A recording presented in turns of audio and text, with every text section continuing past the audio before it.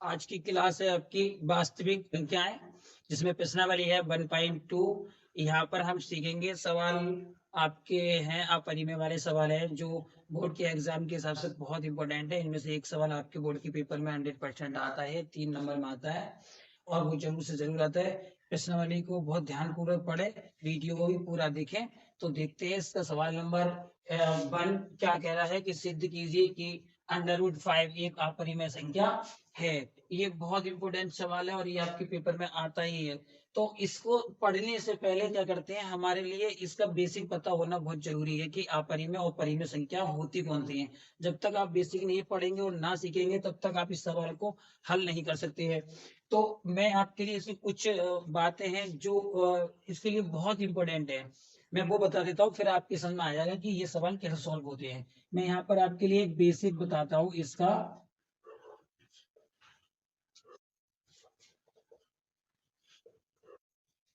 Number 1, यहाँ पर हम जानेंगे परिमेय संख्याएं कौन सी होती हैं या क्या होती हैं। परिमेय संख्याएं, यहाँ पर देखो बात हमारी क्या होती है, परिमेय संख्या जो होती है वो हमेशा P/Q, या ये नहीं लिखेंगे हम तो हम लिख सकते हैं A/B, या ये भी नहीं मिलेगा तो हम ये X/Y। मतलब परिमेय संख्या आपकी जो होगी वो हमेशा भिन्न के रूप में होगी। और पहला ऊपर वाला जो होता है वो आपका अंश कहलाता है और नीचे वाला आपका हर कहलाता है। भिन्न इसी रूप में होती है, अंश बटे हर के रूप में। एक तो क्लियर ये हो गया। दूसरी बात इसका जो है वो ये कहता है कि हर जो होगा आपका, नीचे क्यू हो या बी हो या कोई भी हर मान लें, आप हर समझें, हर जो हो वो 0 के बराबर नहीं होना चाहिए, यानी कि उसका हर 0 नहीं होना चाहिए। इस तरीके से नहीं होना चाहिए। मान लेते हैं अब इसकी जगह कोई संख्या, जैसे कि 2 और बटे में 0, या 1/0, या 4/0 नहीं होना चाहिए। दूसरी बात, दूसरी नहीं, तीसरी बात, आपके ये जो भिन्न के रूप में कोई भी है, P है या A/B है, कोई भी है, PQ दोनों पूर्णांक होने चाहिए, पूर्णांक होने हैं। ठीक, क्लियर हो गया। अब सवाल अब आता है 4 नंबर पॉइंट। 4 नंबर पॉइंट में ये आता है कि इस इन दोनों में P और Q जो हमारे पूर्णांक है, इसका उभयनिष्ठ, उभयनिष्ठ से अर्थ है यहाँ पर कि कॉमन, कॉमन का मतलब है HCF जो होना चाहिए वो 1 होना चाहिए, 1 से ज्यादा नहीं होना चाहिए। अगर 1 के अलावा 2 या 3 4 कुछ और आ गया तो वो परिमेय संख्या के रूल्स को फॉलो नहीं करेगा। अब यहाँ पर क्या है, ये हमारे दोनों पूर्णांक हो गए और ये उभयनिष्ठ हो गया। उभयनिष्ठ को आप एचसीएफ हम क्या करते हैं कि जैसे एक 1 है कॉमा यहाँ पर 3 है, यहाँ 1 है कॉमा 5 है। अब ये दो संख्या थी आपकी 3 और ये 5, इसमें HCF आपको निकालना होगा तो वही निकालेंगे जो दोनों में कॉमन है, उभयनिष्ठ है ना, यानी कि 1 दोनों में है। तो ये हो गया इसका 1, ये उभयनिष्ठ कहते हैं, इसको इंग्लिश में कॉमन कहते हैं और HCF या मासा भी कह देते हैं। मैं सब बात बताता हूँ आपको क्लियर कर लिया। ये 4 बातें आपकी ये क्लियर हो जाती हैं। फिर इसमें अब आती हैं कि आपकी परिमेय संख्याएं कौन सी हैं और अपरिमेय कौन सी हैं। यहाँ पर जो संख्या होंगी P और Q के रूप में, यानी कि P/Q की जगह हम लेंगे 3/5। तो यहाँ पर ये संख्या और ये संख्या अंश और हर की वो आपकी अभाज्य संख्या होनी चाहिए, सह अभाज्य कह सकते हैं आप। सह अभाज्य होनी चाहिए, यानी कि अभाज्य होनी चाहिए, ना कि इस तरीके से होनी चाहिए।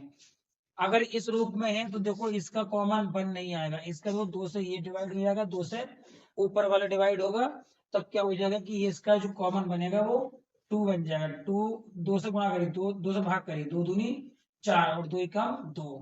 तो हमें 2 से दोनों को भाग चला गया, अंश को और हर को भी, तो इसका जो कॉमन बना वो अनिष्ट बना वो 2 बन गया। ये फॉलो नहीं करता आपकी परिमेय संख्या के रूल्स को, इसलिए ये संख्या आपकी परिमेय नहीं है। और ये वाली परिमेय है क्योंकि ये इनमें उभयनिष्ठ 1 है, 1 के अलावा इसमें किसी का भाग और नहीं जाएगा, डिवाइड नहीं हो सकते, इसलिए ये क्या हो गया आपकी परिमेय संख्या के रूल्स को फॉलो करता है। ये इस तरीके से सह अभाज्य संख्या लिख सकते हैं हम, या अभाज्य संख्या कह सकते हैं हम। ये आपके परिमेय हो गई। अब आती है इसमें अपरिमेय। अपरिमेय क्या होती है संख्याएं? अपरिमेय ये होती है अंडर रूट में 2, अंडर रूट में 3, अंडर रूट में 5, अंडर रूट में 7, यानी कि अंडर रूट के अंदर, वर्गमूल के अंदर भी अभाज्य संख्याएं आपकी होनी चाहिए। ठीक है, ये क्लियर होगी बात। ये अब आती है बात पाई की। बहुत सवाल आता है कि पाई आपकी अपरिमेय है या परिमेय है। तो पाई हमारी जो है वो अपरिमेय है, क्योंकि पाई का मान कितना होता है? 22/7 होता है। अब 7 से हम 22 को भाग देंगे तो देखो क्या होगा। मैं आपको बता दूं कि ऐसी संख्याएं अपरिमेय होती हैं कि अगर हम भाग दें उसके हर से उसके अंश को, ऊपर वाले को, तो वो नॉन स्टॉप चलता जाए, यानी कि उसका कहीं पे जाकर एंड नहीं होना चाहिए। अब 7 से भाग दोगे तो आपने 7 दिए 21 भाग दिया, एक उतना पॉइंट लगाया 0, 7 एकम 7, फिर 3 आ गए, फिर मैं 0 लगाया, 7 चौक 28, फिर 2 आए, फिर 0। इस तरीके से ये कंटिन्यू चलता ही जाएगा, आपका कहीं रुकेगा नहीं। तो वो संख्याएं आपकी क्या कहलाती है? सबकी सब अपरिमेय कहलाती हैं। ये बात भी क्लियर हो गई। तो ये इतने सारे ये कंसेप्ट आपको, ये एक्सरसाइज 1.2 करने के लिए आपको ये सब तैयार रहना चाहिए, ये बिल्कुल याद होना चाहिए कि ये क्या क्या चीजें, क्योंकि इन सबको हमें लिखना है और लिखकर ही इस सवाल को सॉल्व कर सकते हैं। इनमें वैसे सॉल्यूशन वाला कोई ऐसा सवाल है नहीं, क्योंकि इसमें जितनी थ्योरी लिखनी है और उसको जो आप सॉल्व करेंगे उसकी थ्योरी लिखनी है। आपके 3 नंबर बिल्कुल पक्के कराता है, और ज्यादा सवाल नहीं है, बस 3 4 5 सवाल आप तैयार कर लें, उन्हीं में से एक सवाल आपका क्लियर आ जाएगा 100%। देखते हैं सवाल। सब काम क्या करेंगे? सबसे पहले हमारा काम होगा, यहाँ लिखेंगे माना, मान लेंगे कि √5 बराबर P/Q मान लेते हैं। हम A/B भी मान सकते हैं, यहाँ पर हमने मैंने P/Q मान लिया। √5 बराबर P/Q एक परिमेय संख्या, परिमेय संख्या है। हमने इतना मान लिया, ये इसका पहला स्टेप हो गया। अब हम क्या करेंगे कि यहाँ पर लिखेंगे ये सब चीजें। क्या लिखेंगे? जहां P/Q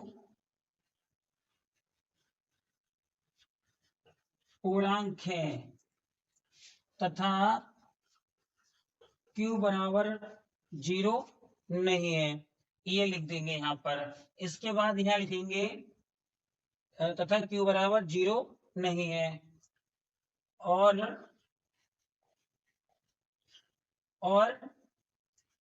P/Q का उभयनिष्ठ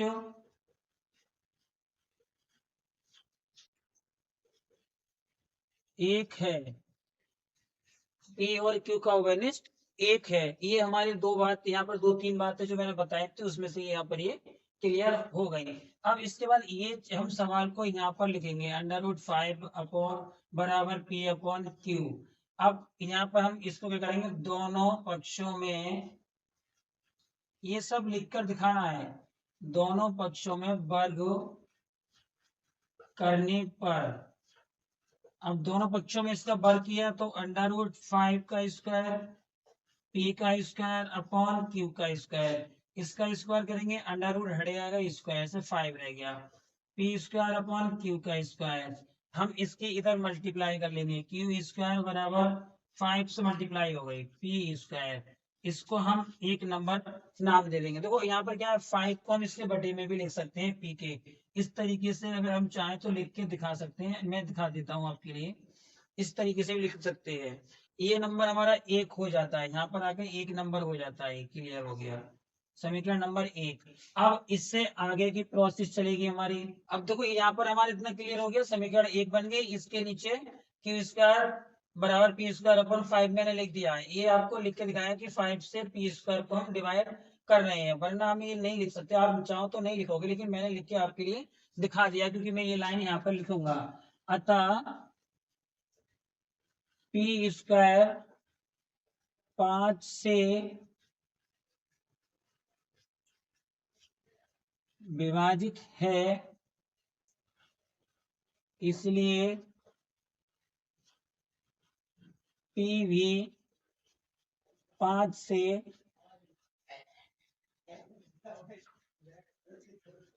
विभाजित होगा। P स्क्वायर देखो 5 से विभाजित है, अगर केवल P होता तो वो भी 5 से ही विभाजित जरूर होगा। अब ये हो जाएगा, तो यहाँ पर हम अगली लाइन में क्या करेंगे, थोड़ा सा अलग थोड़ा करेंगे, क्योंकि अब P की बात हो गई, अब Q की बात चलेगी।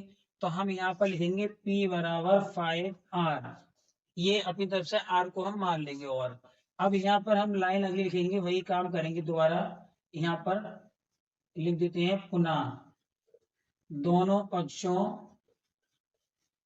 का वर्ग करने पर पी स्क्वायर बराबर 5R का स्क्वायर।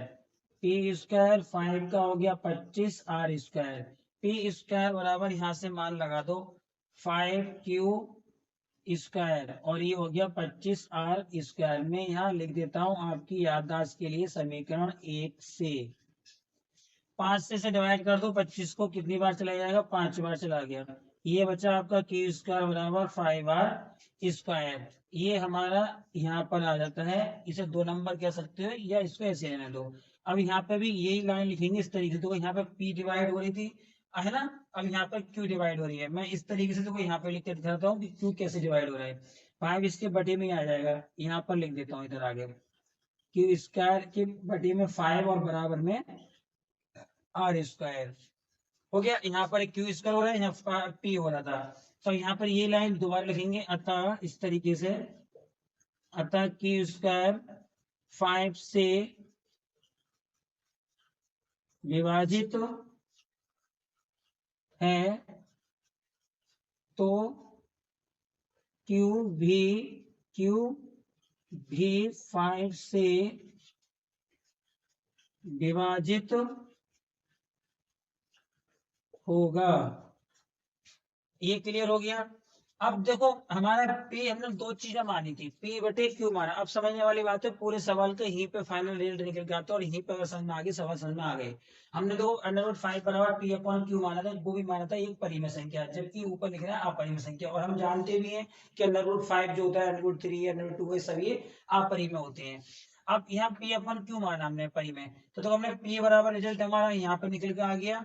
यहाँ पे भी देखो P को विभाजित कौन कर रहा है, 5। मतलब मैंने यही बताया था ना कि जब भिन्न के रूप में होती है तो ऊपर वाला जो है उसको 5 डिवाइड कर रहा है, और नीचे वाला Q है, Q को भी 5 ही डिवाइड कर रहा है ना। तो यानी कि अंश को भी 5 डिवाइड कर रहा है और हर को भी 5 डिवाइड कर रहा है, लेकिन एक डिवाइड नहीं कर रहा है। अब एक डिवाइड नहीं कर रहा है तो परिमेय के रूल्स को फॉलो नहीं कर रहा। तो इसके मतलब क्या हुआ कि हमने जो माना था परिमेय, वो हमने गलत माना है। असल में √5 जो अपरिमेय है, और वो यही सिद्ध करने के लिए बोल रहा है। अब इतनी सी लाइन लिख देंगे यहाँ पर कि अतः P व Q का उभयनिष्ठ 5 है, इसलिए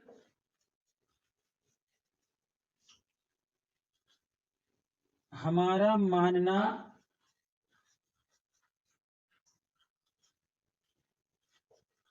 त्रुटिपूर्ण है। अतः √5 एक अपरिमेय संख्या है। ये सिद्ध करके हमें दिखाना था। क्लियर हो गया। देखो यहाँ पर सबसे मेन चीज है वो यही है कि मैंने आपको एक बार इधर और थोड़ा हल्का समझा देता हूँ मैं यहाँ पर, कि मैंने बताया था कि परिमेय संख्या P अपॉन Q के रूप में हम मान लेते हैं, ऊपर अंश बटा हर भिन्न के रूप में होती है। हमने यहाँ परिमेय संख्या इसको ही माना था।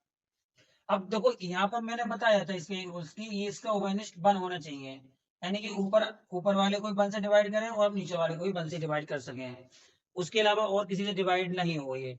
तो यहाँ पर ये रूल्स फॉलो नहीं हो रहा है। देखो ये ऊपर वाले को P को भी हमारा 5 से डिवाइड हो रहा है और Q को भी 5 से डिवाइड हो रहा है, यानी कि एक के अलावा अदर संख्या से ये डिवाइड हो रहा है। इसलिए क्या हो गया, ये हमारा मानना, ये जो हमने परिमेय माना था वो हमने गलत मान लिया, जबकि ये एक अपरिमेय संख्या हमने बिल्कुल प्रूफ कर दिया। इस टाइप के सवाल √5 है आपका एक सवाल, √3 है, √2 है, ये इस टाइप के सवाल जो आपको इस तरीके से वर्क करके डबल स्टेप में आपको दिखाना पड़ेगा, 2 बार वर्क करके दिखाना पड़ेगा। ठीक है, ये आपका क्लियर हो गया। और ये बहुत इंपॉर्टेंट है, मैं फिर बता रहा हूँ, ये बहुत इंपॉर्टेंट है आपके बोर्ड एग्जाम के हिसाब से। आप एक सवाल तैयार करेंगे तो बाकी सारे सवाल इसी पैटर्न पर तैयार हो जाएंगे, और मैं हमेशा पूरी एक्सरसाइज को एक ही मेथड से पढ़ाने की कोशिश करता हूँ, ताकि आप एक ही प्रोसेस से सारे सवाल को सॉल्व करें और आपको अच्छे तरीके से वो याद। एक्सरसाइज का सवाल नंबर 2, जिसमें कह रहा है सिद्ध कीजिए कि 3+2√5 एक अपरिमेय संख्या है। तो यहाँ पर हम क्या करेंगे, सबसे पहला काम करेंगे, माना 3+2√5 एक परिमेय संख्या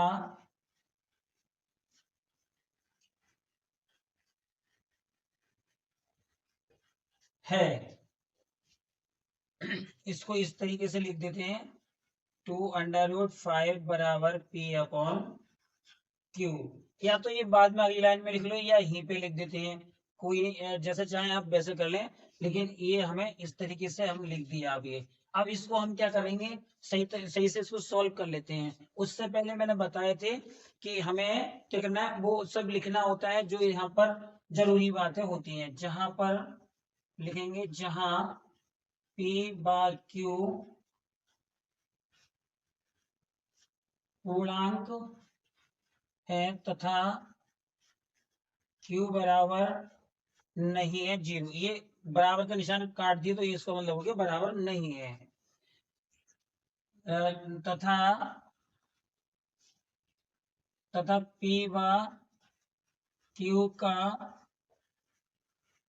उभयनिष्ठ बन है या होगा। इतनी बात क्लियर हो गई। अब इसके बाद इसको हम सॉल्व करते हैं। 3+2√5 बराबर P/Q। 3 को उठा के बराबर से इधर राइट साइड में ले जाएंगे तो ये माइनस में होकर जाएगा आपका P/Q, ये माइनस का 3। 2 को भी इनके बटे में लेकर आएंगे तो ये √5 को अकेला बचेगा P। अब 2 की Q से गुणा हो गई तो 2Q हो गया, -3 के बटे में 2 आ गया, क्योंकि गुणा हो गई नीचे, इसके नीचे 1 मान लेंगे तो 1 से गुणा हो गया तो 2 ही हो जाएगा। ये हो गया इधर। इधर इसको मानते हैं समीकरण नंबर 1। यहाँ √5 बराबर आ रहा है ये सब, ठीक है। यहाँ पर हम लिखेंगे, अतः P/2Q -3/2 एक परिमेय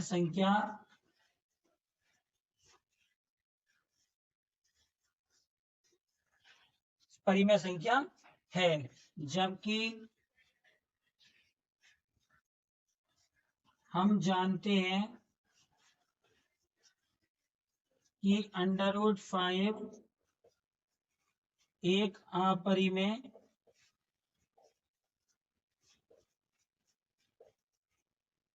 अपरिमेय संख्या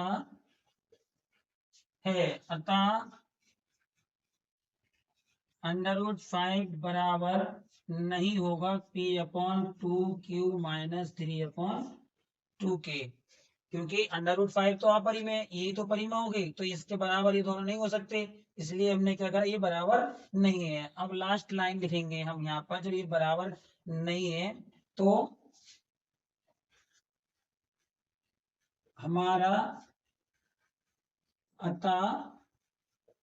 हमारा मानना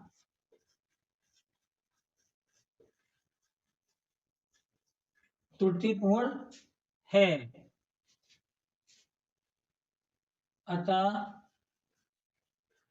3+2√5 एक अपरिमेय संख्या है। ये हमारा हैंस प्रूव्ड, ये हमें सिद्ध करके लाना था। देखो एक बार और रिपीट करता हूँ, आपको क्लियर कर देता हूँ कि इतना सा काम तो आप अच्छे तरीके से समझ चुके हैं। इस टाइप के सवाल जब आपको मिलेंगे तो इस तरीके से सॉल्व करके अंडर रूट के अंदर जो संख्या है उसको अलग निकालना है। इतना कैलकुलेशन तो आपको करना है। अब इसमें क्या, ये तो हम जानते हैं कि अंडर रूट में है, और ये संख्या जो अभाज्य संख्या है, ठीक है। तो ये अपरिमेय हो गई क्लियर। और हमने √5 का भी सवाल नंबर 1 एक्सरसाइज का है वो किया है, उसमें मैं निकाला और प्रूफ करा था, तो √5 आपका अपरिमेय संख्या आया था। तो ये देखो ये चीज तो हमने एक परिमेय संख्या हो गई, लेकिन हम जानते हैं कि अंडर रूट 5 क्या हमारा एक अपरिमेय संख्या है और यहाँ बराबर दिखा रहा है ये। तो क्या हुआ, यहाँ पर हम बराबर नहीं कर सकते क्योंकि ये परिमेय है, ये अपरिमेय है, तो इनको हमने लिखा अपरिमेय।